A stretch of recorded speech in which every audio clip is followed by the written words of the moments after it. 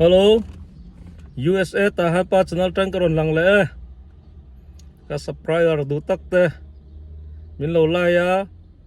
min lo share min lo comment sak thin awang le in khongai na awanga tam tak viewer ka na yawagin in zawai chunga lom thu ka soi ni cái ni tu na jelal rosanga RS fente a concert na lama kan mu za ho le the turin ka wa bai phei le do na imi du sakna le imi khoi na karon ngen le ni ka channel mi lo thir sak tu zong zong in zawai chunga ka loma mi lo like sak ula mi lo subscribe sak zela mi lo comment sak zel tur chawin in khoi na ka nge da ni in zawai chunga ka loma ni ai jelal rosanga RS fu chiang ten hena ka wa tlan le na lang e in zawai chunga ka loma But just as a preface, I wasn't meant to be here tonight because I had other programs in another state. But Saidam Noor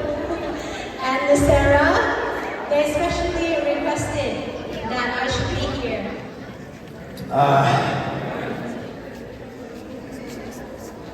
Ako sa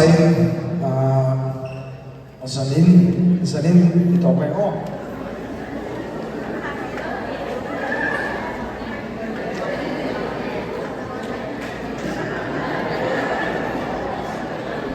Alay. Tuan Sanin kan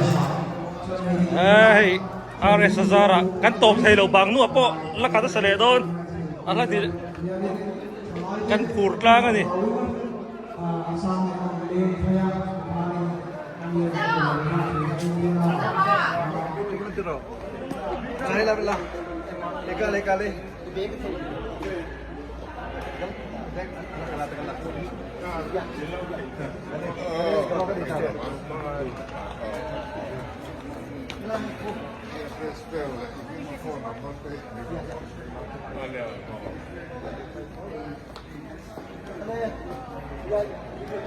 Pudo ma che bai zawa hai anti thai tlak